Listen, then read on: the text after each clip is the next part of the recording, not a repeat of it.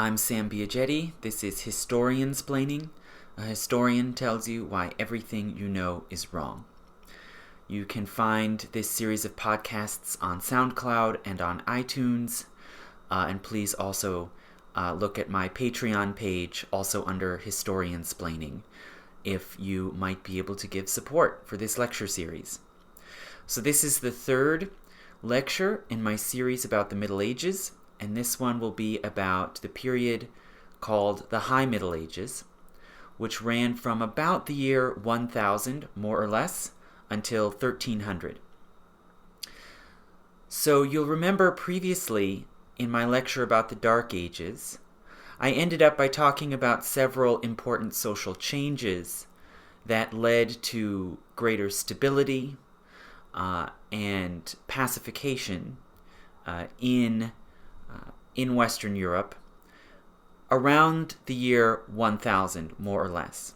So the first and probably most dramatic of these was the pacification of the Vikings, as the Norse people converted to Christianity and became part of the Christian world of trade and politics and commerce.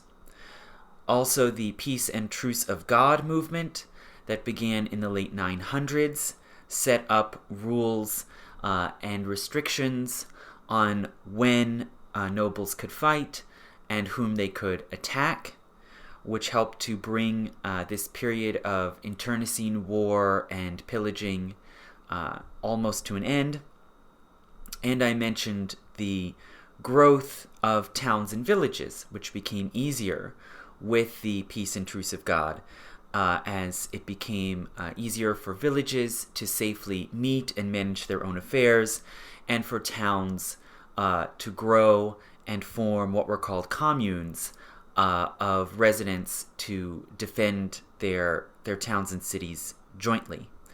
So all of these shifts create an environment and set the stage for a period of much greater stability, prosperity, and cultural flourishing that historians call the High Middle Ages, as distinct from the Dark Age or Early Middle Ages. Now, there were other important factors beyond what I just recapped that made this age of greater urbanism and trade and prosperity and artistic magnificence possible. And those some of these root factors are actually climatic. They're not human. There was a warming trend in the climate of Europe that seems to have started probably around the year 900 or a little earlier, and it led to what is commonly called the late medieval warm period, from around 900 or so up to at least 1300, maybe a bit later. So the High Middle Ages were a time when the climate in Europe was almost as warm as it is now. By comparison, in the Dark Ages and in the 15 and 1600s, it was colder. So there has been an up and down movement in climate and in temperatures before industrialization, and it came mainly from insolation, which is the amount and types of radiation that the Earth gets from the sun. So in this medieval warm period, there was more intense radiation from the sun, and more of it was of the sort that tends to heat up the atmosphere. There was, for one thing, sunspot activity, these areas on the sun that look dark to the human eye, but actually are very intense heat-producing radiation. So there was this warming trend which changed the way people in Europe could exploit the land. All sorts of land that had previously been marginal and too hard to cultivate became accessible. So either because glaciers retreated, or the winter simply became less intense, or because with less snow and ice, there were less intense spring floods and less mud. it made all kinds of land all around Europe more accessible and easier to cultivate. But there wasn't a very big population in Europe at the time, in the 10th, 11th centuries. And so people found ways to make their labor go farther. There was a great advance in farming technology. People started producing and using far more iron tools, particularly heavy plows that could plow sort of deep, harder clay-type soils than had been possible in the Roman era. They invented horse collars. So previously, if you wanted to use animal power to plow a field or carry a heavy load, you had to use oxen. But with the invention of horse collars, people could also use horses to plow. So it was much more effective full use of animal power. And there were also, as I mentioned before, there was a great development in more sophisticated designs of windmills and watermills. So people started to harness wind and water power much more to process the large amounts of grain that they could now produce and not have to rely on human power to do it. So the tremendously increased food production makes it possible for towns and cities to grow. Oh, and one last factor in this increased food production also is the development of the three-field rotation system, where it became common for peasants to cultivate 2 fields at a time while leaving a corresponding third field fallow each year and rotating the crops around so that you didn't completely exhaust the soil. And this was a better calibrated system of maintaining soil and fertility than had been known in the ancient world, and it made the land much more productive per person than it had been before. So all of this creation of food surplus allows for towns and cities. And many cities had been quite large and dense in the Roman era, but had more or less been abandoned and were largely ruined in the Dark Age. But now, with this greater stability and consolidation and the greater food production, a lot of towns and cities that had been almost totally abandoned began to grow again. A lot of the infrastructure that had been allowed to fall apart in the aftermath of the dissolution of the Roman Empire got repaired or replaced. So there were new roads and bridges built. The roads that existed all over Europe were widened. So now it became possible for 2 large carts to actually pass each other when they met up in opposite directions on a road. And so much faster and easier trade and travel became possible all over much of Europe. And some of these new bridges, aqueducts, and other infrastructural feats that were completed in the 1000s or the 1100s are still around. And just one famous example is the Pont Saint-Bénézet in Avignon in France, which is famous because of the song about the Pont d'Avignon. So that bridge that was built to span the Rhone River, a very frequently flooding, dangerous river, really made Avignon once again into a great city, such as hadn't been seen in that region in hundreds of years. And most of the bridge still stands. So it was completed in 1185, and most of it still stands. One section of it did eventually collapse, but most of those arches are still there. So the High Middle Ages became a significant period of building and of infrastructural achievements, a lot like the Pax Romana, the flourishing of the Roman Empire. So as towns and cities grew, they became very complicated social organisms that had to be somehow managed and that wanted to assert their independence from the powerful regional nobility. So if you were legally a commune, and many communes were formed in northern Italy and in southern France, if you were a commune, that meant that every citizen of the town was responsible for helping to defend it, and hence it did not have to rely on regional nobles like dukes or counts for their defense. And they asserted their right to govern themselves. Exactly how they did so was very variable. But social life and political and economic life in these towns and cities all came under the influence of newly formed social institutions, particularly guilds. So guilds became a crucial, central organizing nexus in these new urban societies in the High Middle Ages. You remember in the last lecture I said that these Germanic peoples who came down into the Roman world had very strong traditions of groups of men. Okay, they would form little sort of tribal clubs, sometimes little militaristic armies or raiding parties, and they would swear mutual protection. They would often have some sort of initiatory ritual, and they would have some kind of patron deity. And these guilds, they were called guilds, originally spelled Gilds.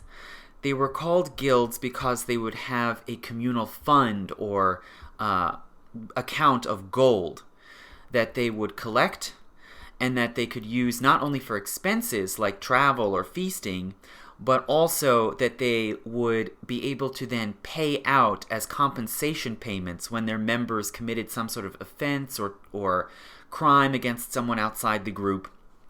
They could use some of this Wehrgeld or communally held gold to pay out payments. These guilds continued, it seems, in some form into the Dark Age and the High Middle Ages. And they gradually became more settled, permanent institutions in rural society. And it seems that there were guilds that first were Christianized, so they would replace their pagan god or spirit with a patron saint, and they embraced Christianity, and they often would simply become kind of religious and social confraternities of people in a certain area. There might be a guild attached to a certain parish or a certain manor, and the people in that immediate area would belong to the guild. And then as towns and cities grew, guilds arose there in the urban environment as well, and they could start to take on certain social and economic special powers and roles. So first, beginning, it seems, in the 10th century, some guilds were formed in towns that would organize the merchants in a town. So as trade grows, you get a larger class of people who manage the movement and sale and resale of goods, whether it's food or tools or furniture or artwork. And these merchants had a dangerous job because traveling on the roads was still pretty dangerous. All kinds of accidents could happen. You could be robbed. You could be kidnapped. So trading and even managing trade was risky. So guilds of merchants would form to collect funds and create a kind of insurance fund, and to somehow manage the risks and dangers and misfortunes of engaging in long-distance trade. So first you got these merchant guilds, and then very shortly thereafter, especially in bigger cities like Paris or Venice, you started to get craft guilds.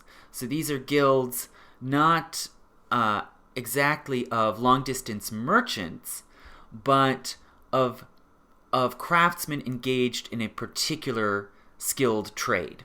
So craft guilds form of, say, blacksmiths, tailors, glassmakers, furniture makers, stonemasons in some cases.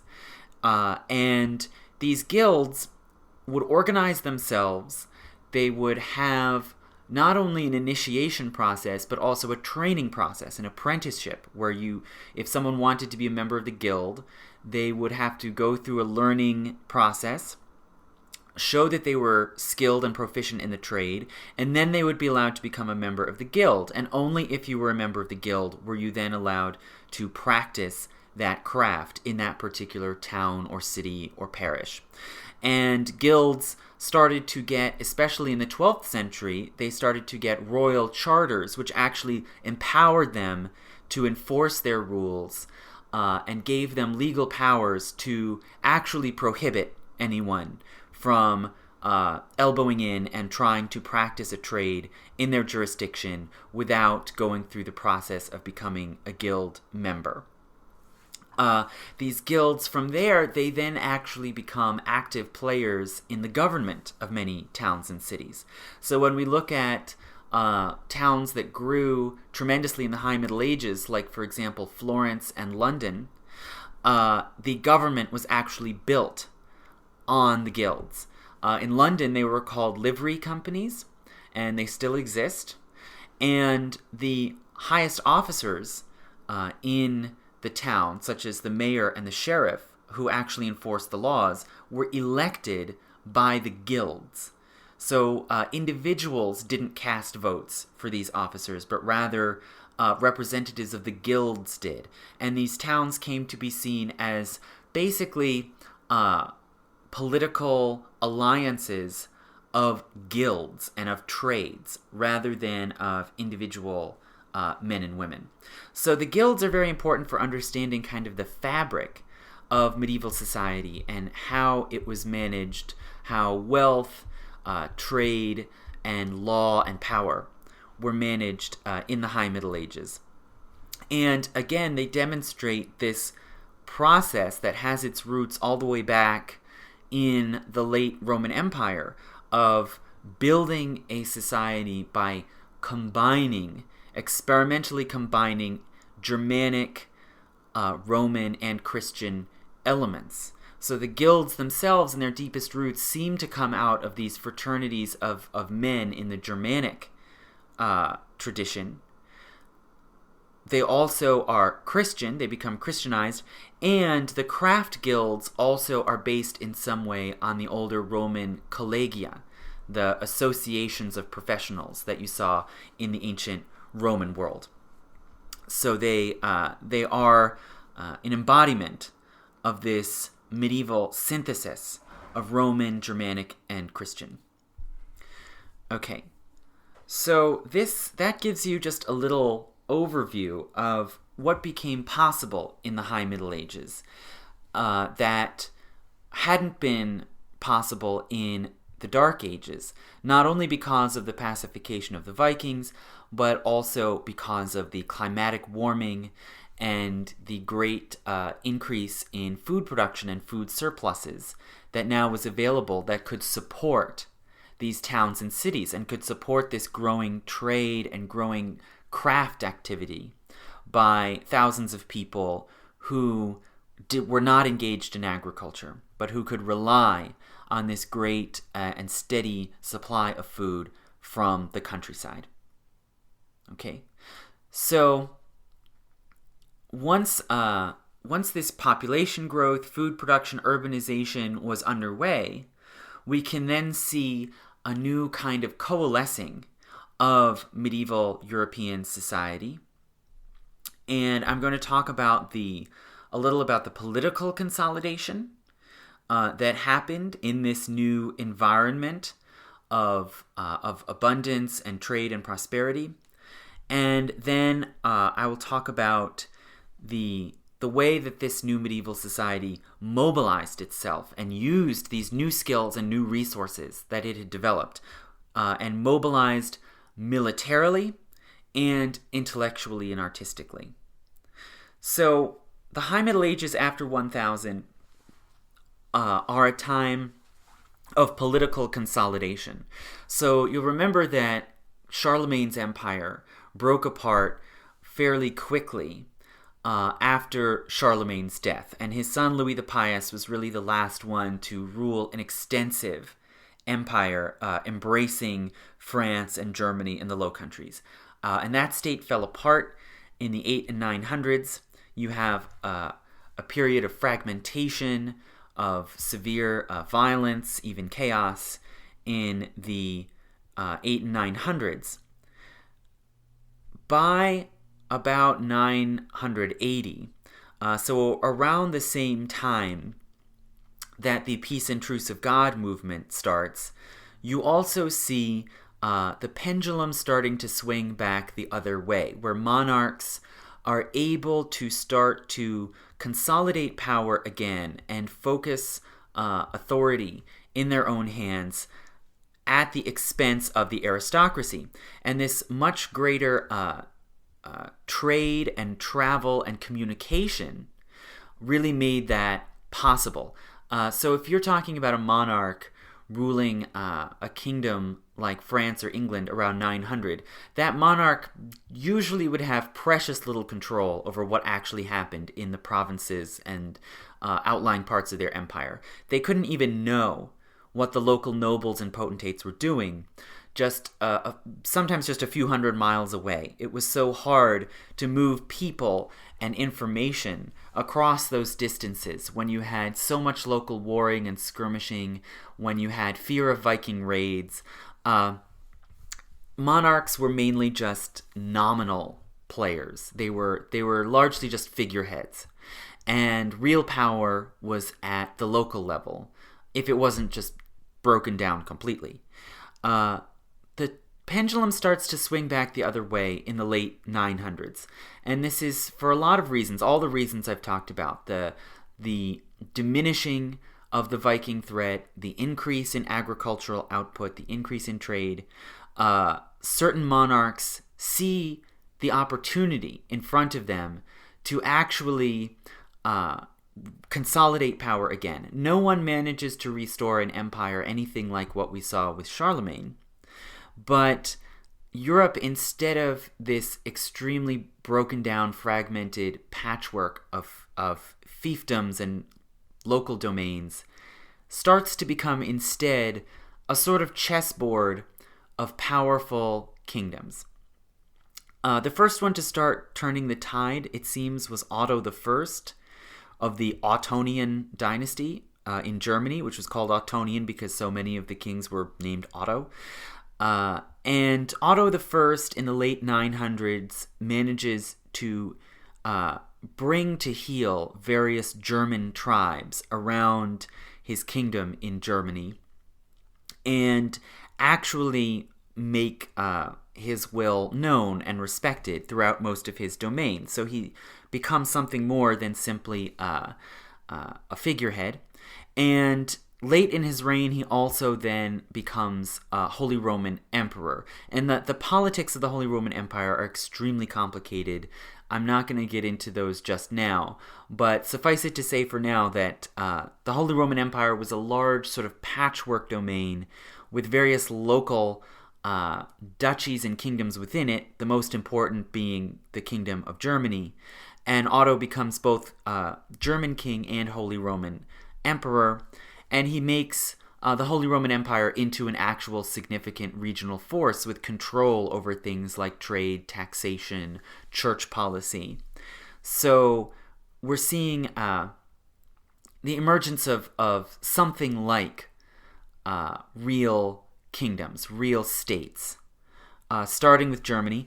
Not long after, the Capet dynasty comes to power in France. So remember, Germany more or less grows out of the eastern branch of Charlemagne's empire. France grows out of the western branch. And the Capets likewise extend royal power, wealth, authority in France. And the sort of rise of this Capetian kingdom culminates with King Louis IX in the 1200s. He actually rules from 1226 to 1270.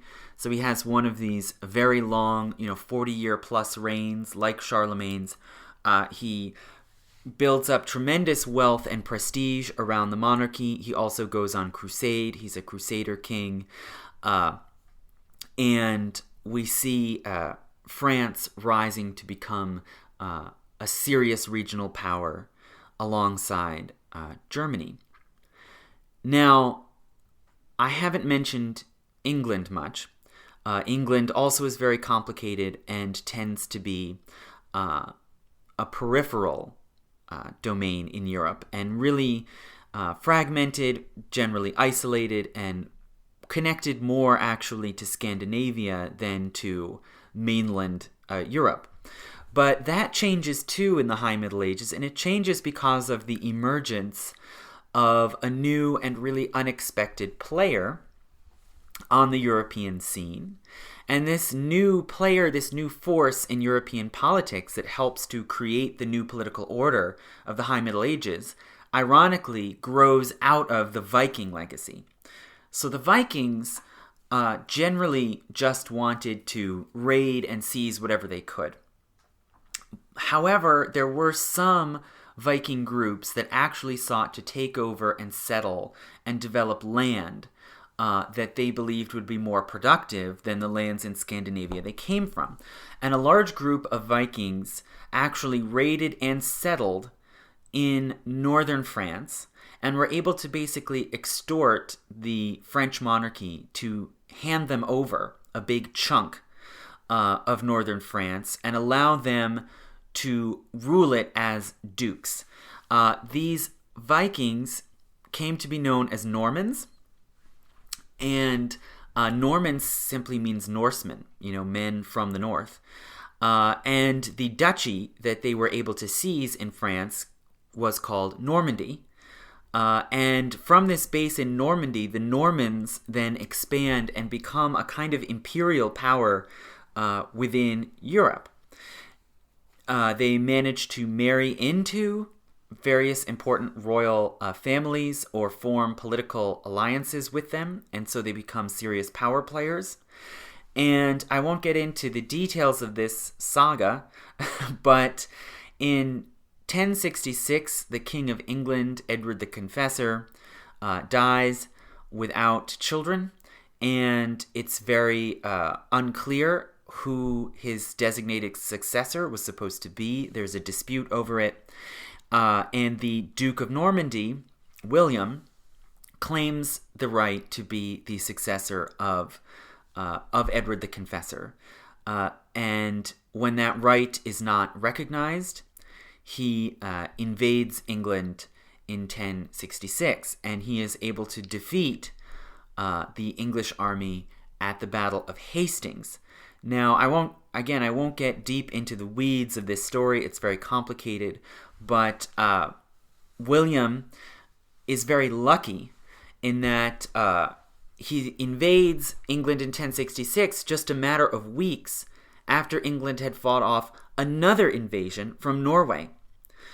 So the King Harold Godwinson, who had claimed the throne in England on the death of Edward the Confessor, Harold successfully beats off this invasion from Norway, but then immediately has to rush south and try to deal with another invasion coming from the Normans. And not surprisingly, it's a bit too much to ask for.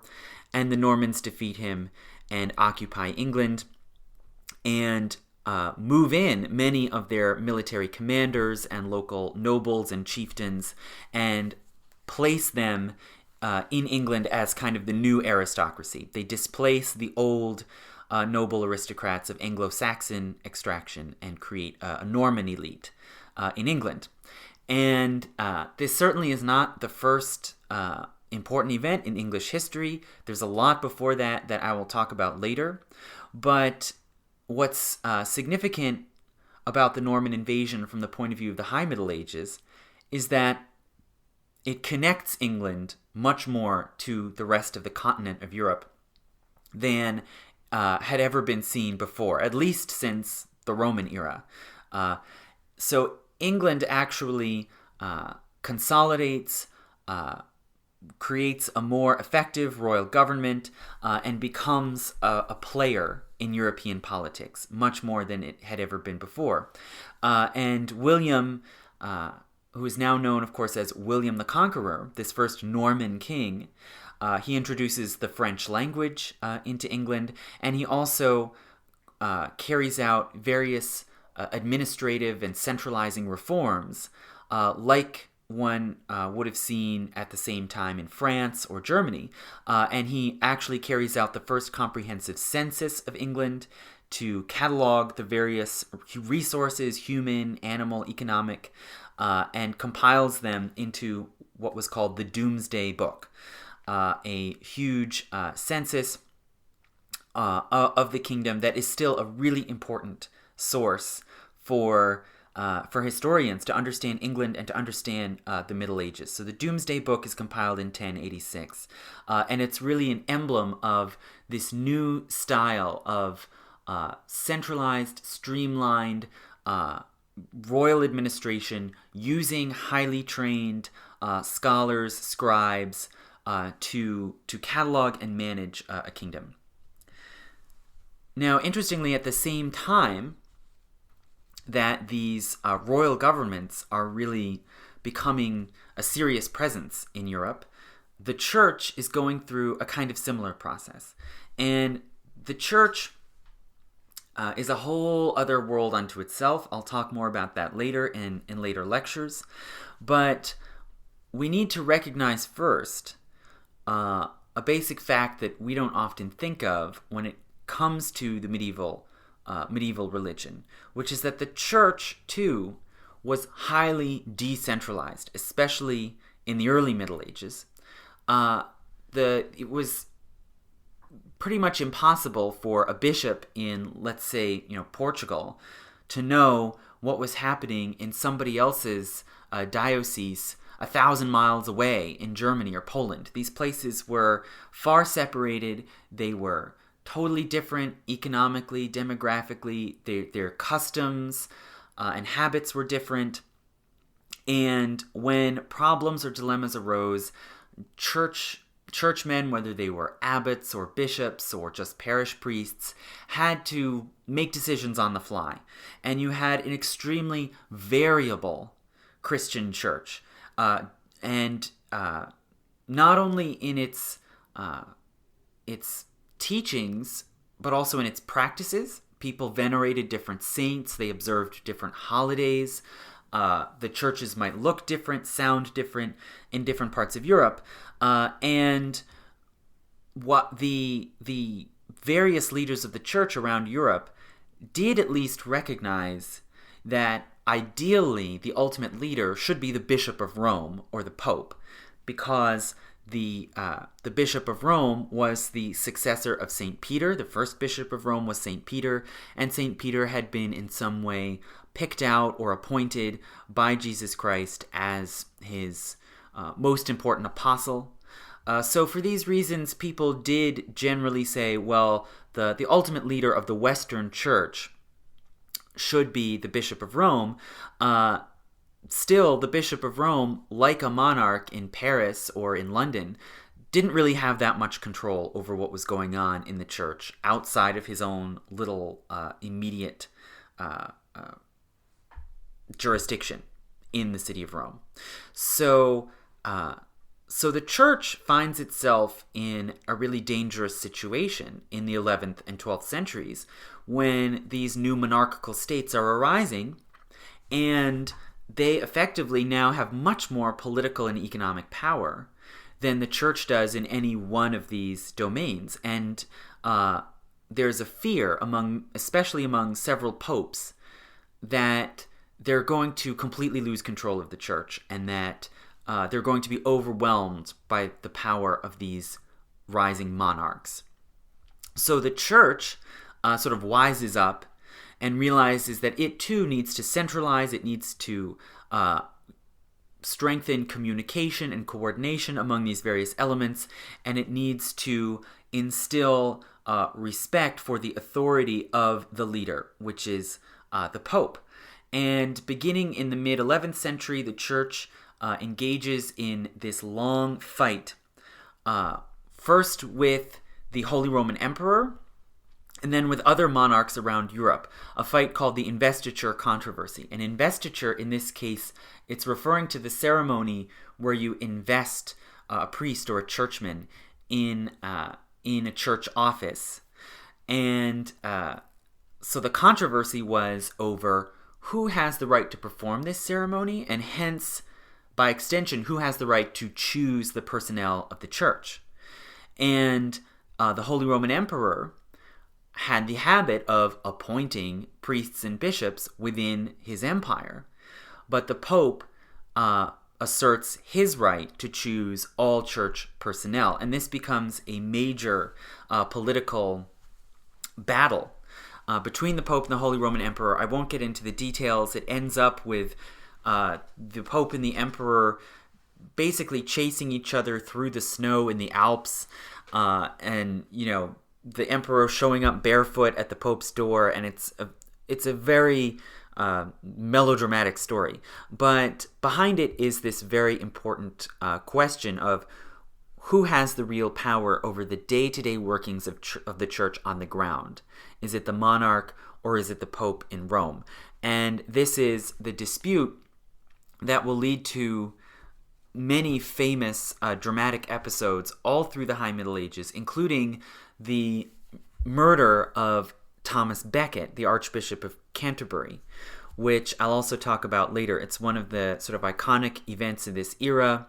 It's the basis for Canterbury being a holy city and a pilgrimage site. It's been the subject of novels and plays. But so much of the drama of the High Middle Ages actually comes from these continuing disputes between the authority of the crown and the authority of the church. Okay, so this is the basic sort of political, economic contours of medieval society as it enters this new age of the High Middle Ages. Now that you have all of these new tools and resources at your disposal, this greater economic production, this huge cadre of skilled artisans and their guilds, these new greater towns and cities, these new monarchical governments, European society mobilizes.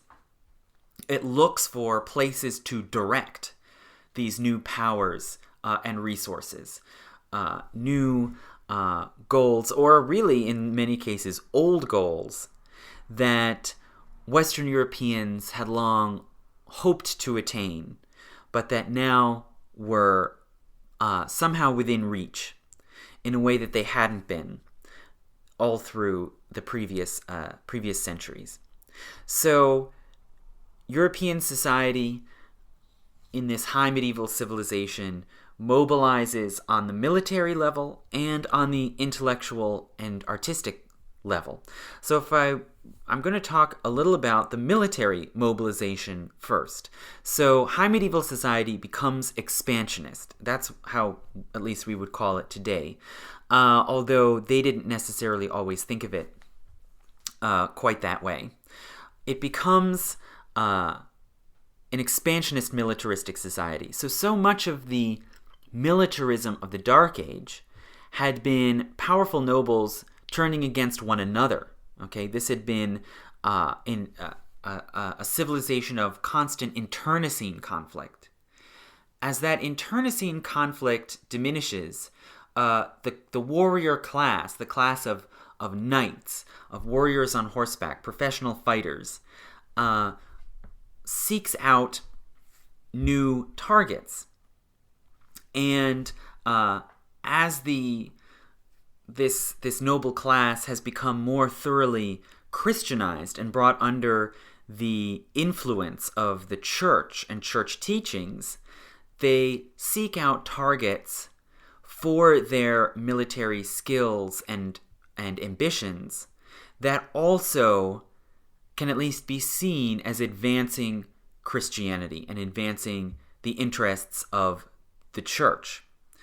The first of these that we ought to mention is the reconquest or reconquista. So that is the gradual recapturing of Iberia, the region that's now Spain and Portugal, the recapturing of that area from the Moors, right? Which is the sort of catch-all term for Muslim and Middle Eastern and North African peoples that had conquered and were ruling Spain and Portugal. So, if you remember, Charles Martel defeated a Moorish force at Tours, and in the 700s, the Franks under Charles Martel, Pepin, and Charlemagne were able to push the Moorish forces out of France and also out of a sort of buffer zone or small strip of northern Spain, the sort of mountainous northern area of Spain. Those were reconquered from the Moors very early on in the Carolingian dynasty. From that point onward, from the 9th century onwards through the High Middle Ages, small Christian kingdoms organized themselves in that sort of northern zone of Iberia, that kind of mountainous fringe area of northern Iberia. And those small kingdoms attracted the services of knights and other noble fighters, and they very slowly, in a very gradual, piecemeal way, were able to raid southward and capture strategic points and little by little chip away at that Moorish domain and slowly reconquer Iberia. The people who did this were, of more or less fervent commitment to Christianity. They weren't all religious fanatics. Religion was one important motive, but it also was simply opportunistic. It was a way to maybe get a bit of wealth, maybe get a bit of land, and get some fame and some glory as a fighter if you helped in this ongoing project of reconquering Iberia. And it was, but it was a very chaotic environment as well. It was a frontier borderland sort of area, and there were many opportunistic swords for hire who actually fought on both sides or on many different sides in this conflict. It was not simply a sort of head-to-head confrontation of Christians against Muslims. This ideal of furthering the power and glory of the church and furthering the cause of Christ really saw a much more dramatic and unabashed realization in the First Crusade. Okay, and I've mentioned the Crusades before, and I'll talk about them again later.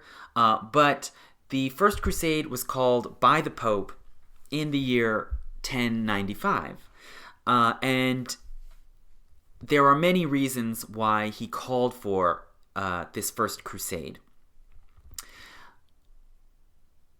One was the desire to control Jerusalem. That was probably a serious motivation for the Pope, and even more so, it was the most important and most powerful motivator for the people who actually went on crusade, was that dream of capturing Jerusalem and controlling the routes to the Holy City, which the medieval Christians considered to be the center of the world. And when you look at medieval maps of the world, what you see is Jerusalem at the center, and then you see the three continents of Europe, Asia, and Africa spreading out from that center, sort of like the petals of a flower. Everything centers on Jerusalem. Pilgrimage to Jerusalem was very frequent. It was considered an honorable as well as exciting and enlightening achievement to make a pilgrimage to Jerusalem. Many people did it, including commoners. There were sometimes dangers and risks of making the pilgrimage to Jerusalem. In 1095, those dangers and risks were not particularly great, but nonetheless, there were a lot of stories and a lot of memory of bad things that had happened to pilgrims to Jerusalem when they were attacked by raiders or warring armies, and that provided some of the impetus for this dream of recapturing Jerusalem. There was also widespread belief in a possible coming apocalypse and the second coming of Christ. And many people believed that they were helping to pave the way for this second coming. If Jerusalem were in Christian hands, then it would be possible for Christ to make his return.